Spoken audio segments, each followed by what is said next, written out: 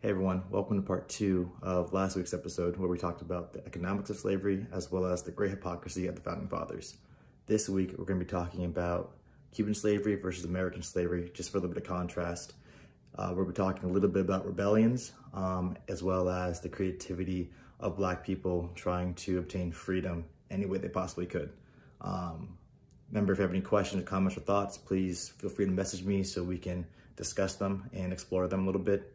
And remember, Black history is American history. A guy named George Morton was a guy who studied skulls. And he studied skulls of Blacks, whites, Native Americans. And he saw, as far as he was concerned, his methodology was horrible, but he saw differences in the shapes of skulls, that the skulls of whites are larger than everybody else. Therefore, he came to the conclusion that whites were more intelligent than everyone else. And he then went over to Egypt and studied skulls there, and came to the conclusion that Black people were not only slaves today, they were slaves in biblical times. They've always been slaves. That's their normal and natural condition. Which of course begs the issue. Okay, then if that's the case, then you're saying that Moses was Black, and the Hebrews were all Black. He would deny that, but in essence, so that's what he's saying. That if the slaves during that period of time, during biblical times, were Black, then they were Jewish. And so they have someone like Josiah Nott, who theorized that if you take a person who was born of Black and white parents, then that mulatto, as they're called, was less pure, less intelligent, and not as strong as the pure white person or the pure Black person. And so the common thread, except for Stanhope Smith, the common thread to all of this is that, you may be poor, but at least you're white. The Black man and the Black woman is the common enemy. And so, yeah, we know you have not reached, for you poor whites, we realize you have not reached your goals of becoming wealthy, but at least you're white. And so there are people beneath you. So that was the whole point, in many respects, of all this, not only justify slavery, but to maintain this belief that white people, rich or poor, are in this together against everyone else. And you finally had this guy named George Fitzhugh, who around 1858 or so came up with this theory that not only were Black slaves better taken care of than free white men in the North, cradle to grave care of slavery, but also that every industrial nation in the world, white people should be slaves too. Poor whites should be slaves as well as Black people. Because as far as Fitzhugh was concerned, freedom bred anarchy. And so people are more concerned with how much they're making or whether their working conditions, what have you. But if you're a slave, that's not a concern, and everybody's happy. So that was Fitzhugh's concern, the belief that white people, poor whites, should be slaves just like Black people. But in the end, the justification of slavery now comes about in an effort to try to prevent people from thinking too hard about the morality of slavery and how it relates to freedom. Right, and we see dehumanization take place, I guess, throughout history. Normally, I guess most people are probably familiar with it when it comes to, World War II propaganda. That was a huge thing. But as far as, was James Marion Sims, that doctor genealogist, forgot which one, but he was the one that did experiments on slaves, specifically I think it was Black women, because he said they didn't feel pain. Was he from was that around the same time era, or was he like a student of that polygenesis school? Are you familiar with that? James Marion Sims. Mm-hmm. James Marion Sims, ran a bunch of experiments with slaves, and he was a person who, frankly, I find kind of strange.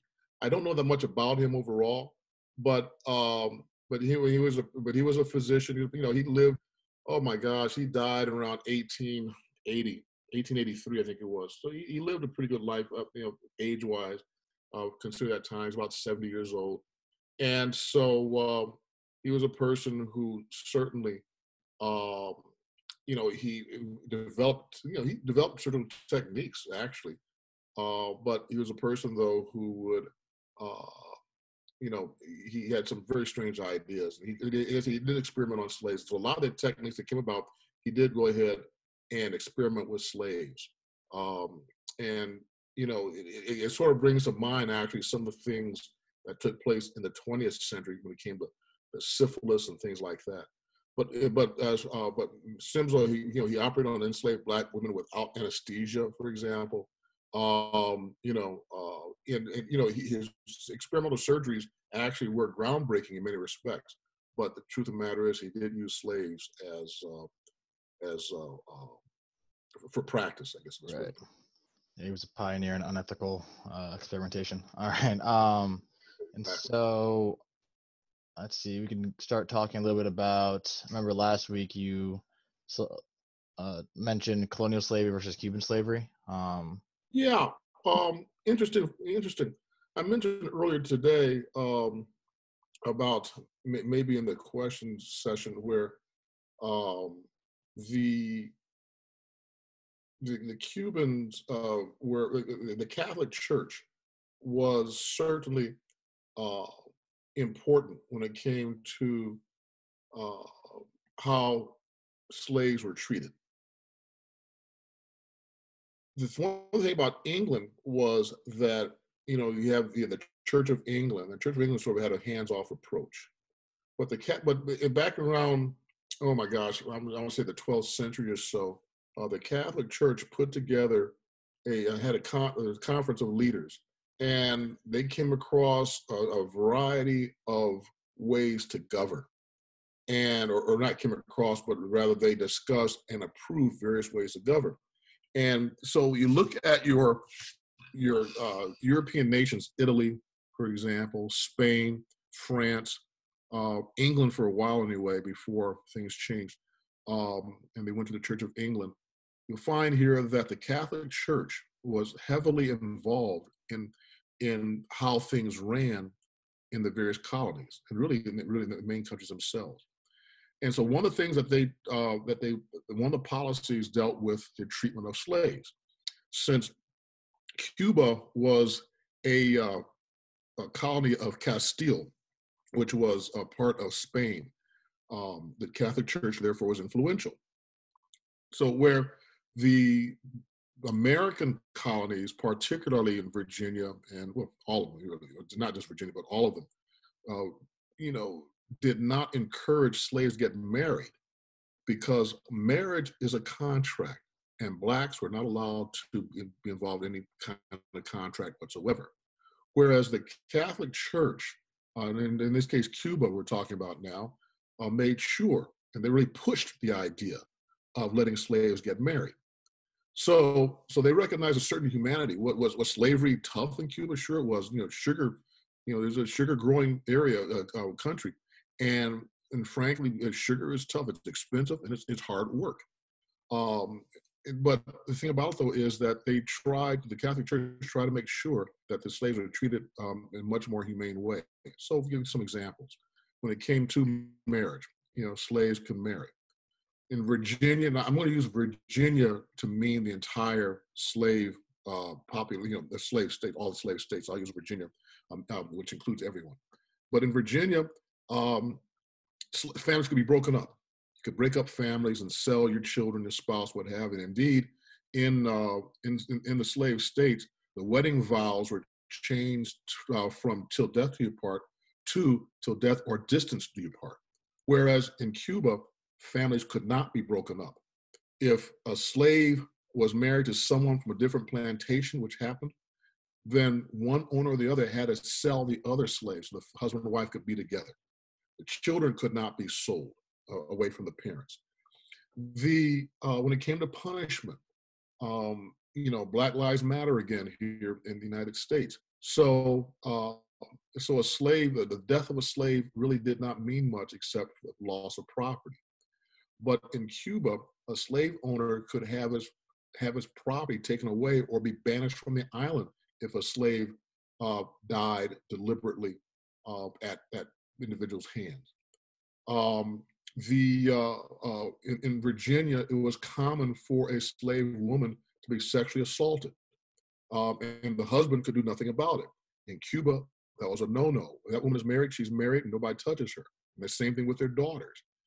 Um, so when it came to freedom, there are various ways to get freedom. Both countries had it set up so that if treason was being committed and a slave were to report that and it resulted in the breakup of that whole idea of committing a treasonous act, yes, you could get your freedom. You could be freed by your owner in Virginia. But it got to a point, though, where laws were passed to make it more difficult for an owner to free his or her slaves. And indeed, if a slave was freed, they had to leave the colony, they had to leave the state. Whereas in Cuba, people could sign petitions to free a slave. A slave could petition for his or her own freedom as well. So there are other ways to get your freedom beyond the whole idea of just being let go. So those are some of the ways that Cuba and Virginia differed.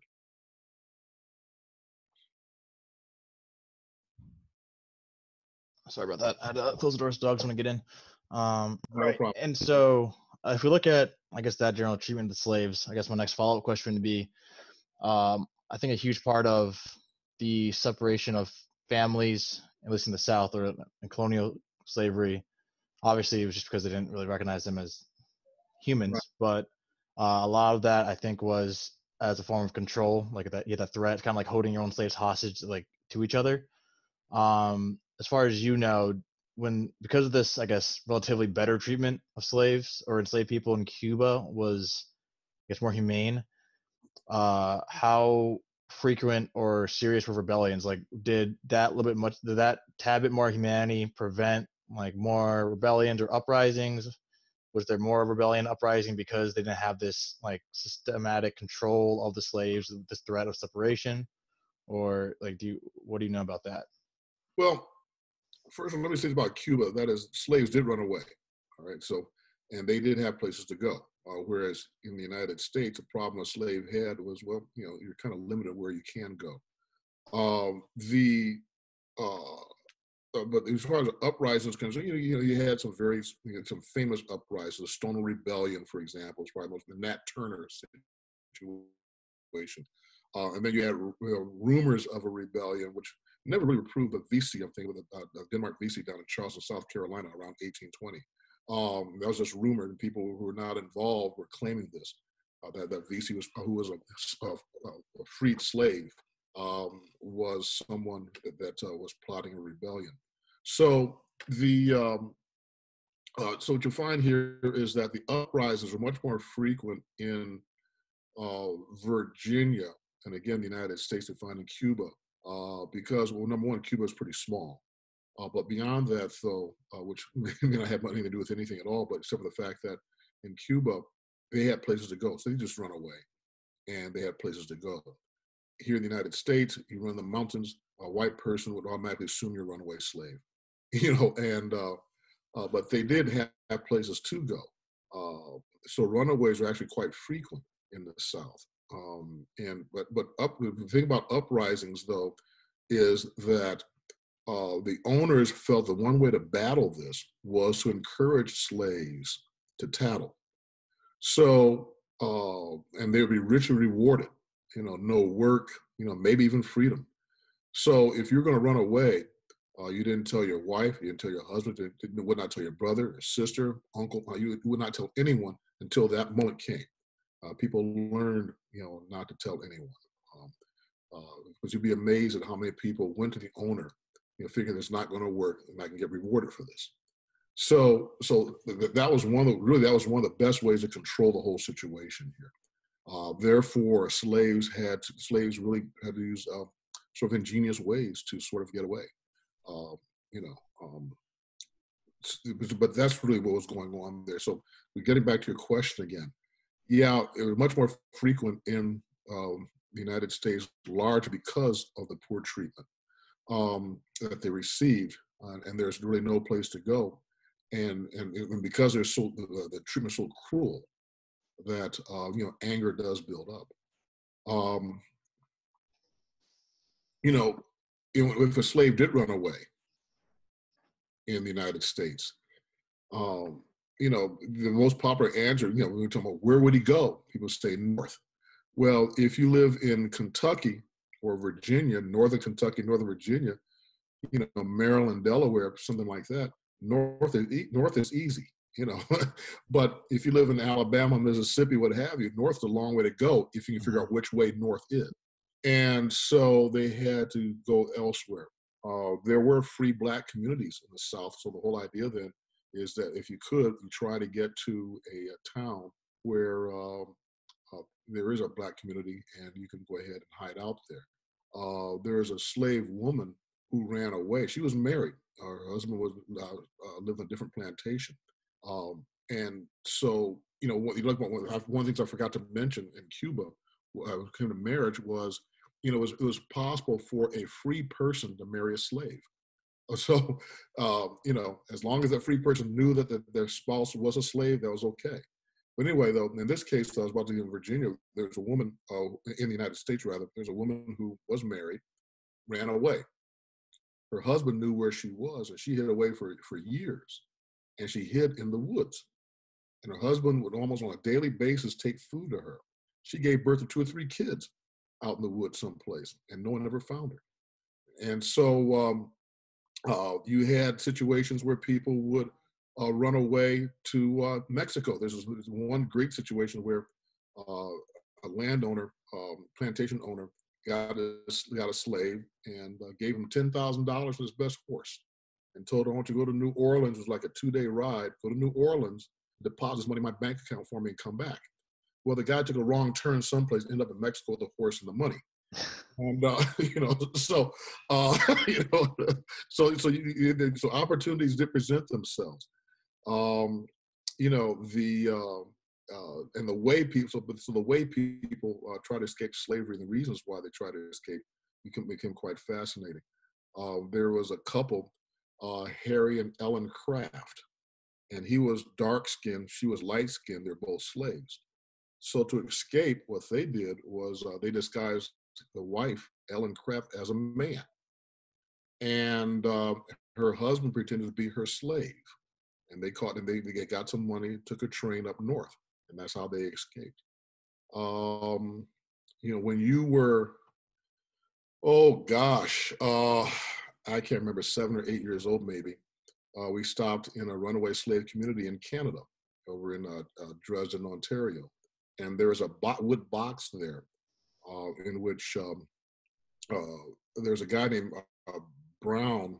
I forgot his first name. I want to say Arthur, but his nickname was Box Brown. And what he did, they got a packing crate. His friends nailed him shut and mailed him to Philadelphia. That's how he escaped slavery. And they had a replica of that box in that runaway slave community. So I had you and your siblings and mom get in the box. And I always tell people, well, yeah, then I ran off, but the car wouldn't start. But anyway,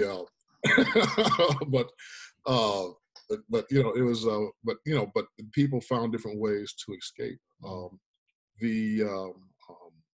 And the reasons why was also quite fascinating. Sometimes people ran away because, besides the whole idea of wanting freedom, there are other reasons as well.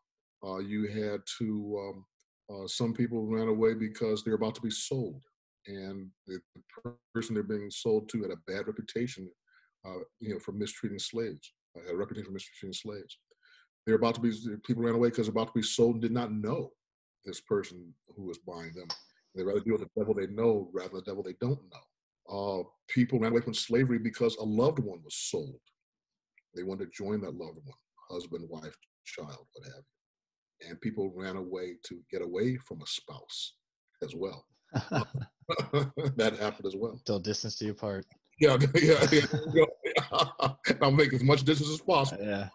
And according to PBS, it's Henry Box Brown. Henry, thank you. Yeah. So those are some of the things that took place there. And so uprisings can be dangerous, and running away could be dangerous as well. But at least if you run away, you have a chance to do it on your own, and you're on your own. Harriet Tubman certainly helped a lot of people, and she was a tough woman. And you've ever heard the song "Swing Low, Sweet Chariot"? that was a song that slaves sang. Basically, Lord, please get me out of here. Kill me if you have to. Bring that chariot down and carry me home up to heaven. But whenever Harriet Tubman was around nearby, she would not let people know where she was. There's a price on her head, obviously. And that song would be sung. She'd sing that song.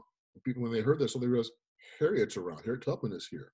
And she'd get there. They get their things and get their family, whomever, and get out of there. So there were different ways of escaping. Yeah. Wow. Yeah, I think when you're forced to be creative, or what's it? Is it desperation's the source of innovation, or desperation breeds innovation. Mm-hmm. And in fact, let me say one other thing here, and that is, you all heard reggae music. Mm-hmm. Reggae is really sort of the younger brother of calypso music, and calypso music was begun really in the 19th century during slavery in the Caribbean area, but also, frankly, it migrated up into America, up into the United States of America. And the thing about calypso music was a way to make fun of white people, a way to make fun of slave owners without their knowing about it. And so they loved the music, not knowing what the words meant. And Right.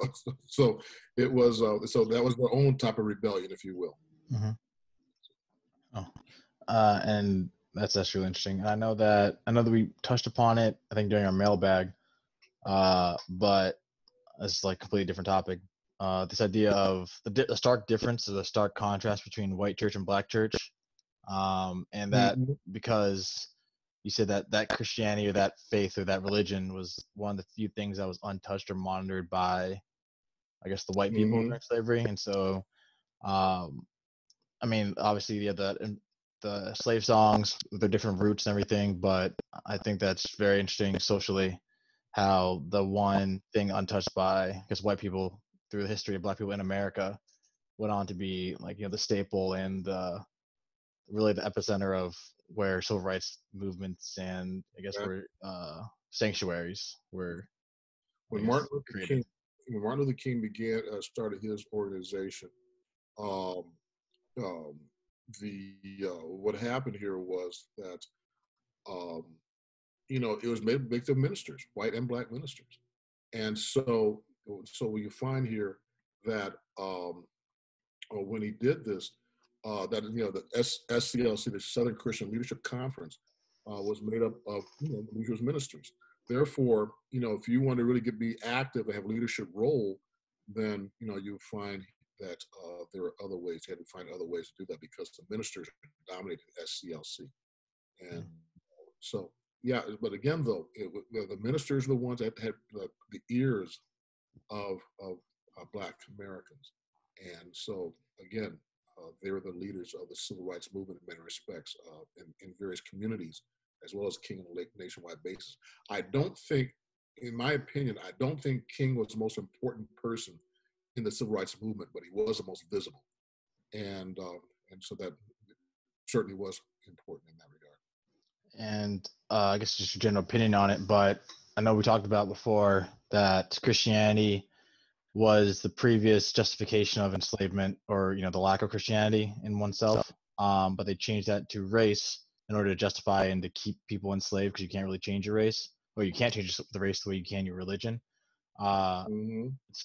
Ironically, giving black people religion is kind of what propelled them through the civil rights movement and probably kept them even, going through slavery. Good point. Good point. I kind of thought that. All right, so I guess that's it for today, or this session episode. What do you think should be next? So we've gone through the 17th century, we've gone through the economics of slavery, we compared Cuban versus colonial. We talked about the family and rebellions lightly. Should we?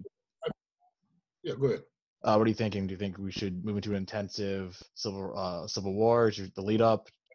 Exactly what I had in mind. Exactly. I want to get into the causes of the Civil War, and that in itself is a fascinating situation. And then I want to get into the dynamics of the war itself. For example, what I mean by that, I'm not necessarily talking about the battles, although I sort of get into Gettysburg and Antietam, very important battles for different reasons. But one of the things I want to get into really is, besides the cause of the various causes of the Civil War, I want to get into what's happening in Europe, particularly England, especially England, but a little bit about France, because the American Civil War affected Europe. And the British, in 1833, the British abolished or outlawed slavery in England and its colonies. Right. Then the British went ahead and decided that we're going to try to get rid of the slavery, period. And so they did the best they could to end it by catching, ships with slaves on it, so on and so forth. Well, the thing about it is that when the Civil War began and Lincoln's the president, they waited for Lincoln to say this is a war to end slavery. And Lincoln did not, because he understood that Northerners would fight to hold the Union together, but they would not necessarily fight.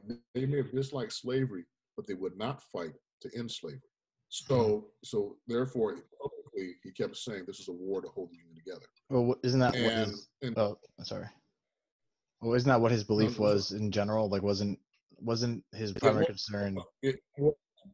It was, but he also understood though that slavery, that slavery is the reason why this thing was being fought in the first place, and he refused to call it a war, he called it a rebellion. Well, in the meantime, England was waiting for Lincoln to say this is a war to end slavery. He didn't do it, so the British decided that, well, if they're not going to call this a war to end slavery, then we got to look out for British interest, and it's in England's best interest for the Confederacy to win this war. So the Confederacy had agents over in England and France to try to convince them to recognize the South as an independent nation, which meant that they could sign an agreement. Have allies, have allies, get equipment, so on and so forth. France desperately wanted to recognize the Confederacy, but would not do so until the British did it first. And so you have this fight going on in Parliament now. The Prime Minister, Lord Palmerston, most likely supported a Confederate victory, but he's playing his cards close to the vest. You have members of Parliament who felt that it was in England's best interest for a Confederate victory. You have other members of Parliament, and really the upper class of England, identified with Southern plantation owners, the wealthy, so on and so forth. And meanwhile, the peasant class in England identified with the slaves.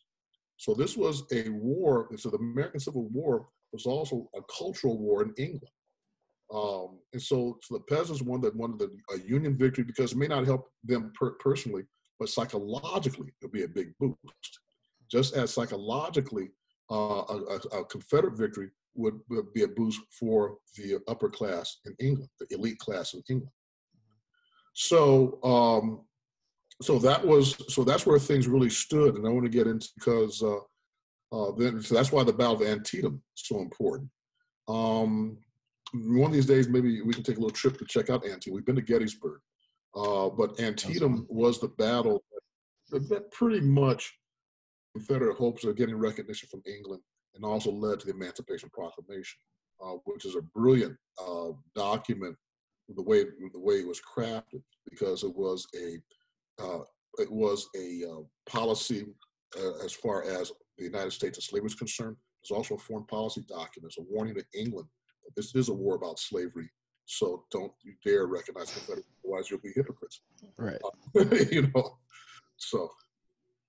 Oh, that's interesting. I know, only trying to bring it back to modern times. It's pretty interesting seeing this ripple effect of a cultural, or the cultural effect that, obviously we're not in a war right now, but we see the ripple effect of what's going on here affecting, around the world. The psychological effect that could have on people of color outside of America.